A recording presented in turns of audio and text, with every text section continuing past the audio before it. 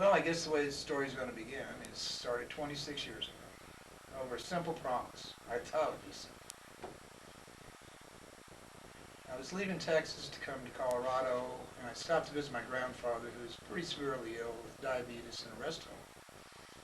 And he was so happy I'd moved back to Texas because I'd go every weekend to visit him for about 3 months. Well, then one day I get a wild hair and I'm going to move back to Colorado. So I have to go see my grandpa. My dad said, "You better go see your granddad." But he knows he's not going to like it. So I went in, I saw my grandpa, I had lunch with him in the cafeteria like, the other old people. We went back to his room and he introduced me to some of his buddies that he had played baseball with back in probably the 30s in Texas. I said, "Granddad, I really need to talk to you." So we went into his room, we're sitting down, and he pulls out one of these rotten bananas like he always. I used to hate those since I was 5 years old. They just ooze out of the skin. He's chewing on it, got all over his big nose. Major diabetes problem. So, and I kind of laughed a little bit. The story kind of gets a little sad. So I said, "Grandpa, I'm going back to Colorado." He said, "What do you mean you're going back to Colorado? I finally get all the family back together in Texas, and you're going to Colorado?" And you got to picture this guy. He's like 6'4", weighs about 240, big Scotsman. And I'm trying to keep my composure, which I'm getting ready to fall apart. I said, "Yeah, Granddad, I'm going back to Colorado." He starts crying. I don't think I ever saw my grandpa cry in my life.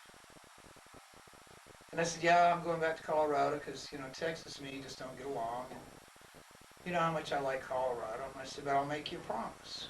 One of these days, I'll have my band and I'll stand on the stage and I'll sing you a love song." Thinking that's simply, easily done, which I never had had a band of my own in my life. But I made this promise. So I moved back to Colorado. I moved up to Cortez. I went to work there, met some friends that had a band, and told them this little story. They said, "Well, we can help you out." So they had a big Nielsen's construction picnic in Mancos, Colorado. So I go out there with them. This is probably about 4 or 5 months after I left Texas. I thought, boy, it's going to be simple to fulfill this promise. And these guys said, "Yeah, you can call it Dickie Lee's band," but knowing in my heart, it wasn't my band. So I get on stage with these guys. They start playing songs I never even heard in my life. And I look at this one friend of mine and says, "Play something I know." I said, "We are." And it's like all of a sudden I was a big blank. And then I kept feeling this weird feeling in my heart. And I just set the guitar down, went off stage, went to see my girlfriend at the time, May Cutler from Montrose, Colorado. I said, "There's something really wrong. We got to go back to Cortez." And this is like on a Saturday when we're having the picnic. I get back to Cortez. I call my mom up. They said, "Yeah, the sheriff was supposed to find you. They've been looking for all over for you in Montezuma County. And, into what county Durango is. Doesn't really matter." And I said, "What's wrong? There's something really wrong." He said, "Yeah, your grandpa died 2 days ago." Wait the shit. And I really started crying. I thought, fuck, now he's never going to hear this song. So my girlfriend, she starts ranting and raving at me. I just go in the house and get out this pistol and I go out and shoot her tires out on her car. I get in my pickup truck and I go down to the bar. Get just rip-roaring drunk on my ass. And within an hour and a half, she's sitting out there in her car with new tires on. I said, "How'd you do that?" "Magic." I go, "Oh." So as time went on, through the years, I traveled with that promise in my heart and in my mind. And I ended up in Nevada, I ended up in prison, all these different places in the course of this 25 years. And then all of a sudden, they're building a brand new stage here in Salida, Colorado. And I did the air band like 5, 6 years ago on the old stage, just to stand up there and see if I could still stand on the stage without falling apart, thinking about my grandpa. Thinking that maybe someday I'll have a band here in this town. Then last year when they're building a new stage, it came to mind, well, this is the time. And the next person you're going to hear on this was a gentleman named Brian Real, and one of these days I said, just a couple of years back, we'll have a band.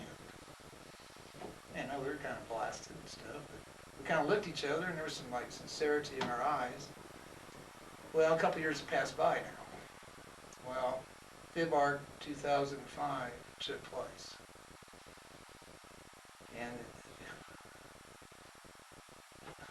And the story just seemed like everybody walked into my house all at the right time. Right people, right place, right time. And the band became.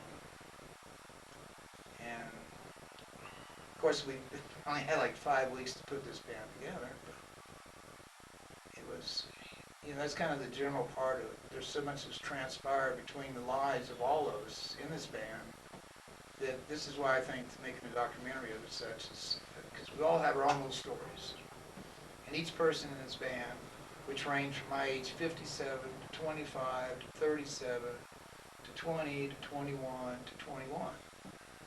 And I'm thinking, phew, Grandpa, and I talked to some other friends here in this town about it, because I've talked about this in quartet, Salida for years, and everybody's going, you'll never do this. Well, that just gave you more incentive to do it in the long run. Yeah, because I'm sometimes, I can kid around, be a bullshitter and stuff, but when it comes to real life, I'm pretty sincere, especially the promise I made to my grandpa.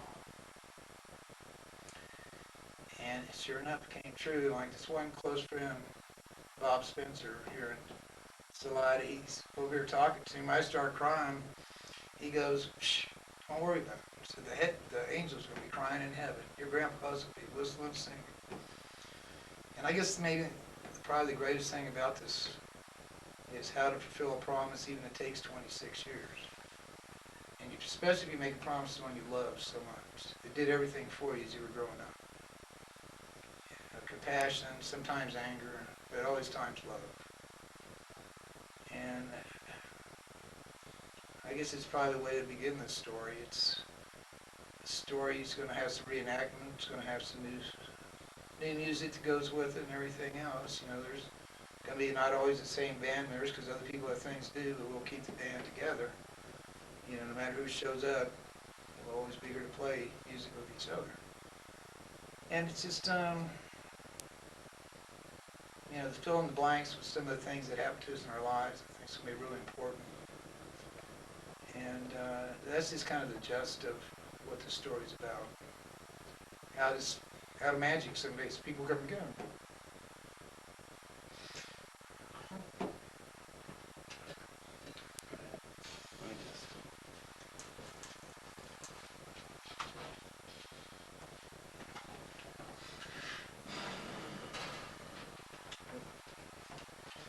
But, I don't know. I think I'll let Brian talk a little bit about himself now. Do you want to just comment on how you and Brian met each other? Yeah, sure. That's a cool question, actually. Cause I didn't really meet him at first. His aunt came over and said, Brian's moving in across the street. He's a nice guy and everything else. And I said, well, that's cool.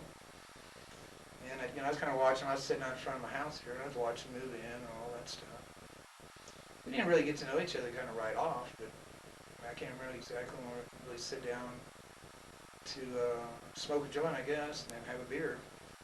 Just relax and talk a little bit about ourselves. And the ironic thing is we used to live in Klamath Falls, Oregon, which has made it even better.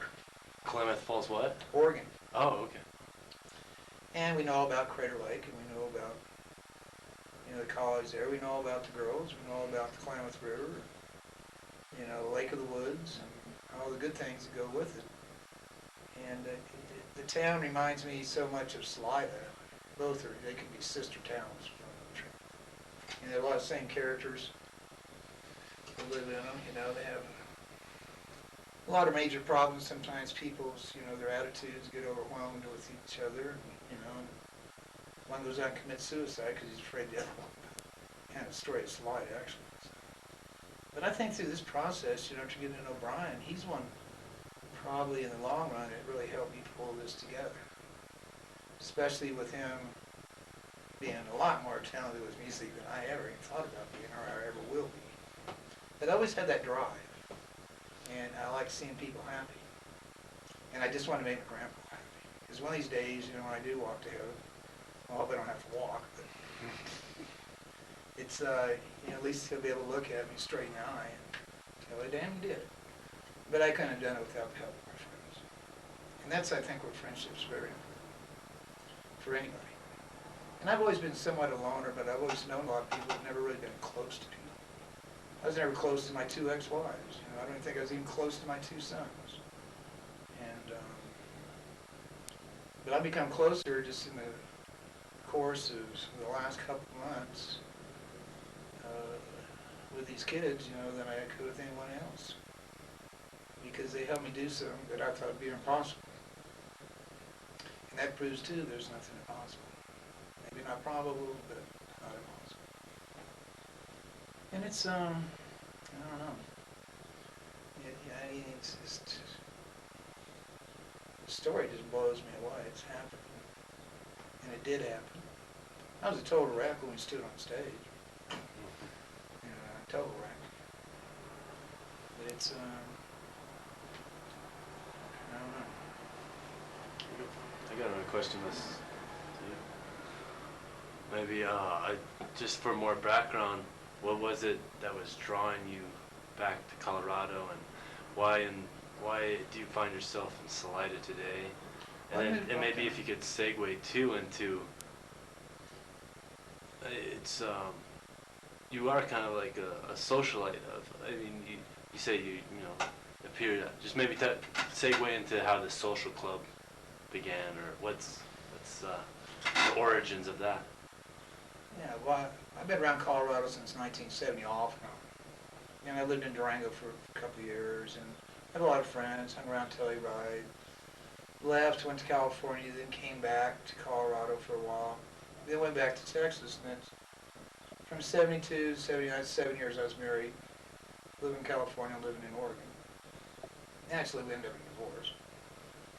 And then the 79 thing comes about. And then the social club aspect. What would that 79 thing be? That's when I talked to my grandpa and told him I was leaving Texas. Okay. And the social club idea was kind of funny.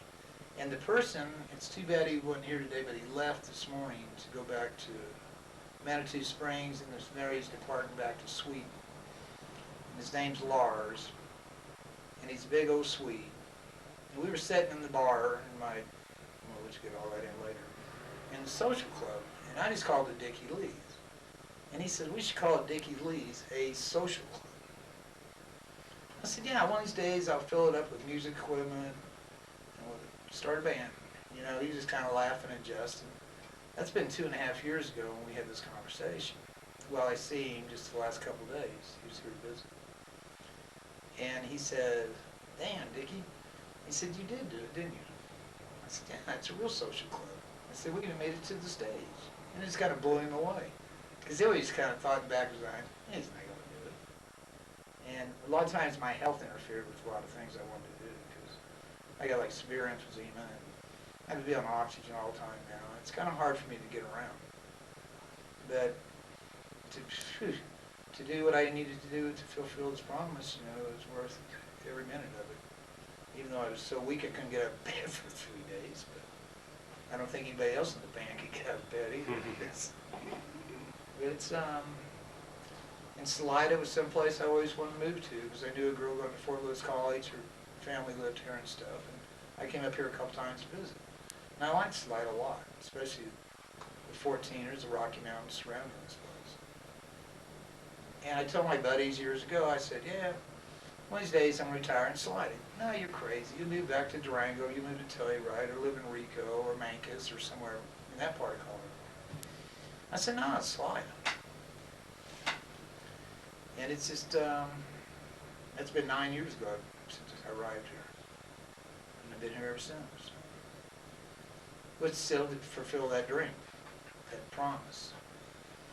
And well, maybe you could elaborate too on just the character of the community, because you do have like legions of friends. People come from far and wide, evidently, to come visit you. You have a relationship with so many people, from different segments. Well, I think I learned how to reached out to people through my grandpa and my dad, because they're very community people. My dad was a part-time preacher man. He owned a local gas station family. He built this thing out in the middle of nowhere in South Abilene, Texas. Everybody thought he's nuts. Now there's nothing but houses. You know, from where he built that station all the way to Buffalo Gap, that's 15 miles. And this is, you know, in the 60s when he was doing this, the real early 60s. And I was in the 5th grade. But they were really outgoing. They were very community people, and they were always well known. My grandpa, everybody knew him. He owned restaurants and bars.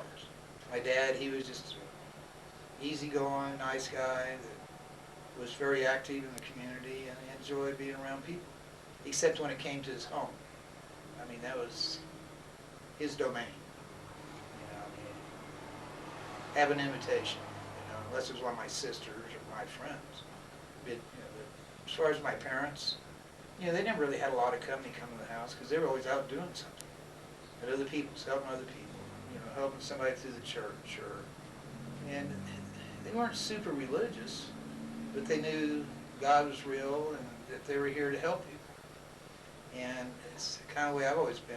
I'd rather help somebody than have them help me.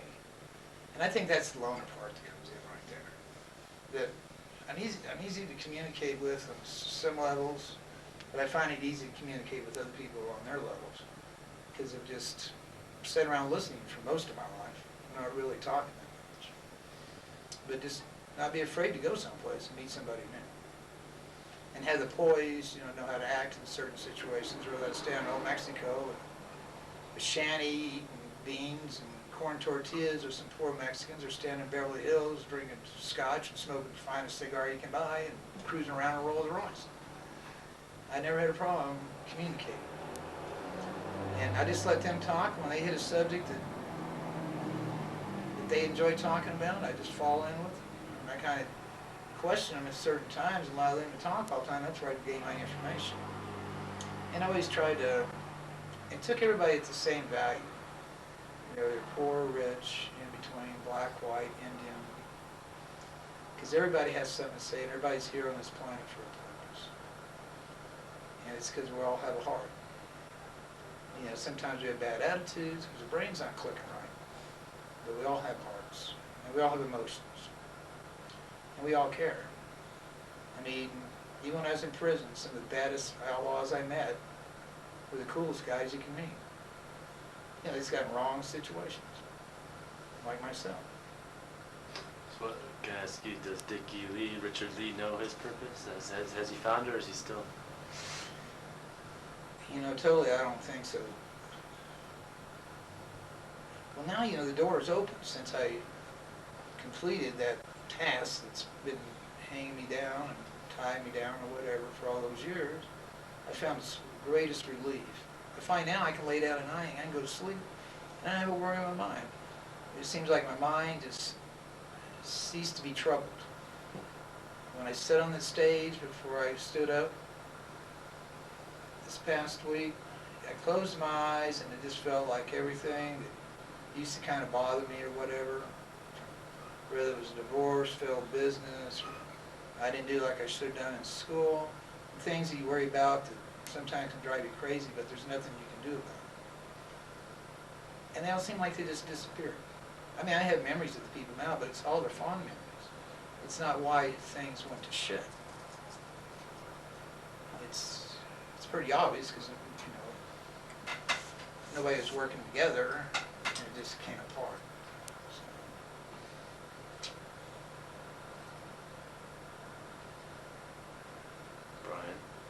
That explains it.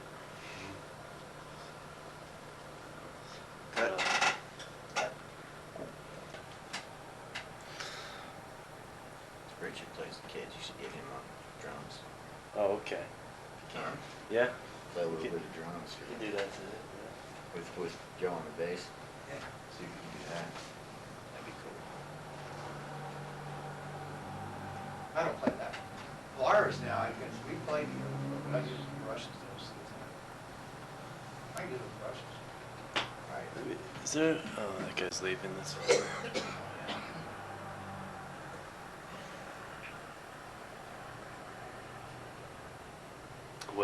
where should we start with Brian? I'll start with stories like Richard did. Okay. Kick it off. Okay. Rolling? Mm-hmm. Alright, action. See, I came to this town probably about 10 years ago when I was growing up. Living down the street in a pink house with my cousin, Scott Jamerson. Saw people get shot at. Saw people grow up, die, and grow old. But I always want to come back here, start a band.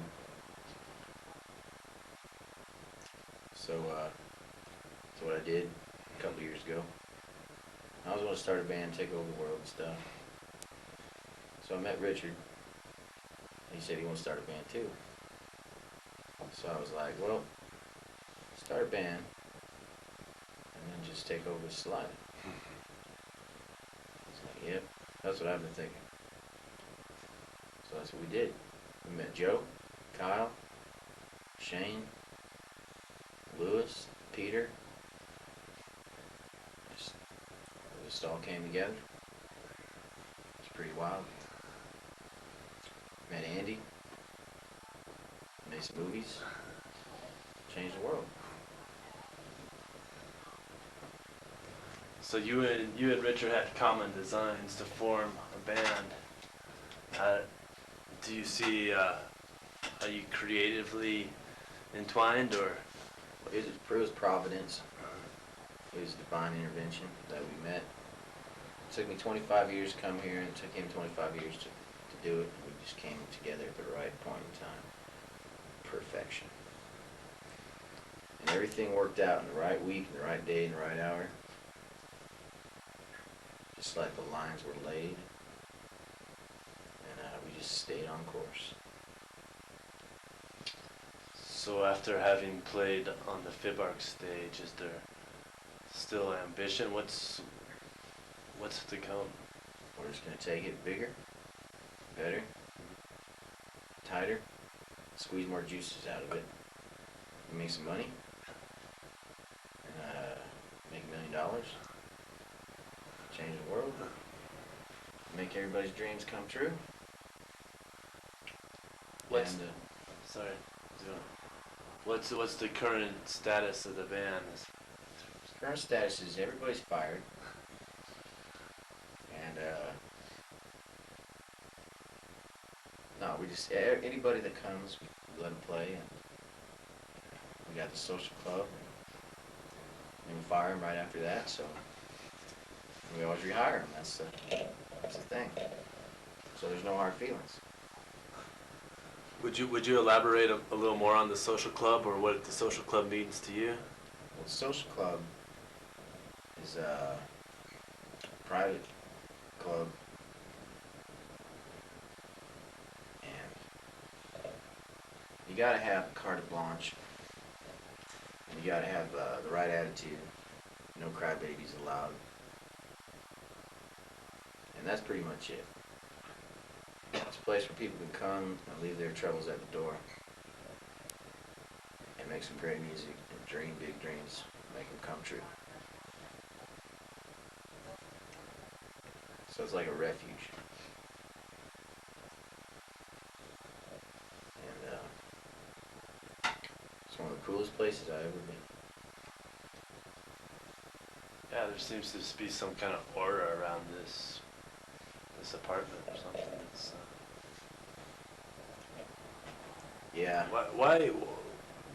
Tell me more. Why Salida? What's going on here? You know, I Well, mean, it's just.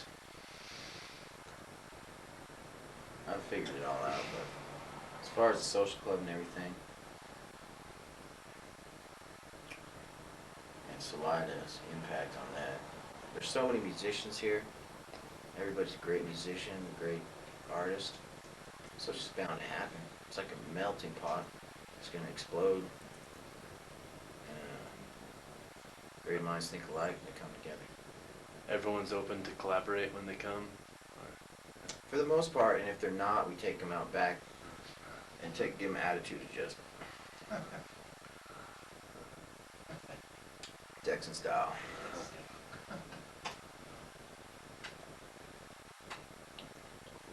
Yeah. Richard, think of something to ask Brian. Yeah, Brian, when they first brought all the equipment into this house, there was no room to move around because there was so much wires, speakers, sound systems, and mixing boards and stuff. And how did you feel about that when you first saw the equipment move into the social club? I thought, damn, I would hate to live here. But then I thought, you know, Richard must be serious as can be, because this is it happening right here. There's nothing holding us up. So all the talk was talk, and that was the action. That was reality. That's when I knew that we could do it. There's nothing stopping us. It's fun to him because he loves music. It's like Brian. That's what you just talked about. It was all about your music. How Yeah. you began your guitar picking. Yeah. When I was 10 years old, I'll go back earlier. When I was 3 years old, I used to jump around on my dad's guitar. And then I started playing guitar when I was pretty much born. And been playing guitar ever since. My dad taught me how to play guitar. My cousin taught me how to play guitar. And I picked up the guitar and I played it. And I just kept doing that forever. Have you been in bands previously, or this is the? Yeah, I've been in bands. I've been in rodeos, fist fights, kung fu battles. I've been leaders of organizations that are better left unsaid. I've been a radio DJ. Has been DJ? No, I'm making a big comeback. This is your revival. Yeah. Sure. Pretty much I think myself as a sensitive, intelligent human being, but with the heart of a clown. It always forces me to blow at the most crucial moments.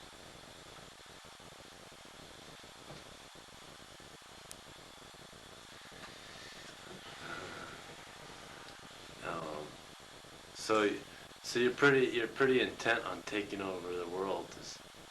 Would the world be a better place if Brian Rill was pulling the strings? Well, I think that's just a metaphor, Andrew, for taking control of my life and using creative energy to change people's lives in a positive direction. And becoming famous is all part of the game. You become realized and noticed when you have an effect in anybody's life. People are going to remember you in a positive way, affect somebody in a good way. That's what I want to do. Just kind of spread that message and open people's hearts. Let people figure out who they are by kind of figuring out who I am and then putting it out there.